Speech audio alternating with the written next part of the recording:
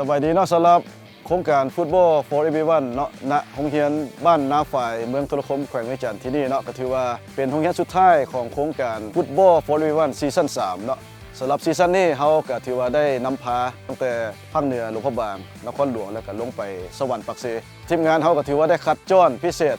สำหรับโรงเรียนที่ว่าอยู่ค่อนข้างจะอยู่ห่างไกล2ลีกหน่อยนึงเนาะการฝึกฝนทักษะตัวนี้เนาะที่เฮาตั้งใจนำพาเอาทีมงานโค้ชคนญี่ปุ่นเนาะ2ท่านด้วยกันที่มาฝึกสอนนอกจากการฝึกสอนเนาะเฮาก็ยังมอบอุปกรณ์กีฬาต่างๆเนาะเพื่อให้น้องๆสามารถนำใช้สามารถฝึกฝน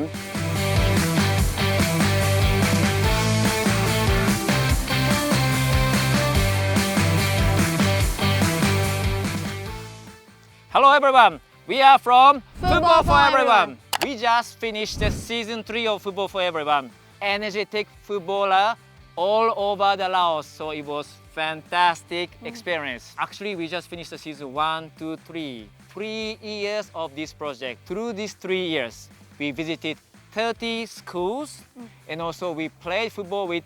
1,500 kids. And not just season 3, actually season 4 is coming soon. Season 4 is something new, something big. So stay tuned. See you soon. Bye bye. Bye. ท้ายสุดนี้เนาะก็ขอฝากผลงานของ Toyota Football for Everyone ของพวกเฮาเนาะไว้กับบรรดาท่านติดตามในซีซั่นต่อไป